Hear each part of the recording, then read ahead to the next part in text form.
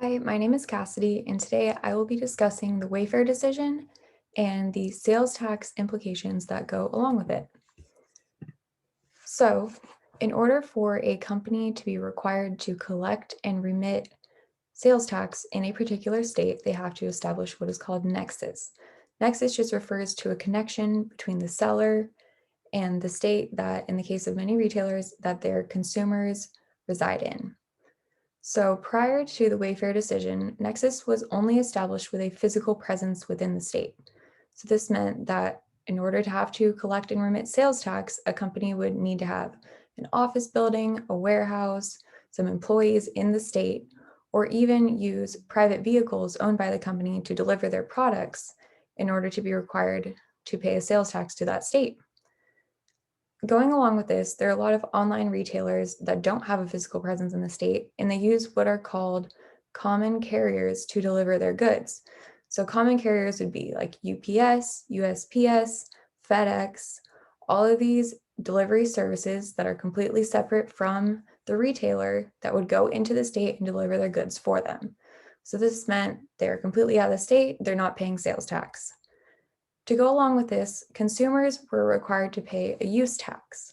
So use tax is essentially just paying the sales tax that is owed to the state, but paying it later when you file your state taxes. Because so many people do a lot of online shopping, they just don't know that they have all this use tax piling up that they're supposed to be paying at the end of the year. And it's really unrealistic considering the amount of online shopping and many online retailers that are available to us for people to be expected to do this and stay on top of it because some people just don't know that that's even required of them. So fast forward to June 21st of 2018, the United States Supreme Court heard a case between the state of South Dakota and Wayfair. Wayfair is a large online retailer of furniture, other home goods. They're a really big company and a lot of people know who they are. So this was a really big deal that South Dakota was kind of going after them in regards to their state sales tax. Um, Wayfair was headquartered in Boston, and at the time of this case had no physical presence in the state of South Dakota. So they were not collecting sales tax, and presumably a lot of their consumers were not paying their use tax to the state of South Dakota. There was a 5-4 ruling in favor of South Dakota, which kind of changed the way that sales tax nexus was established.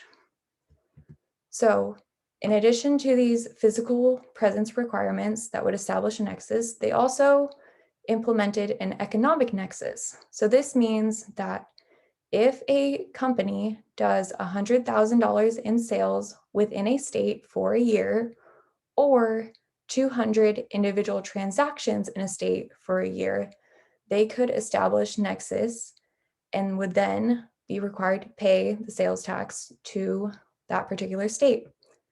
So even if you're not in the state, you don't have any property there, no personnel, you're using these common carriers, if you're a large company and you do a high volume of sales, a lot of money moving in and out through that state, you're going to have to pay your sales tax to them. This doesn't cover everything because obviously there are some very small retailers that don't meet these economic requirements and they don't have a physical presence. And in those cases, consumers are still required to pay the use tax.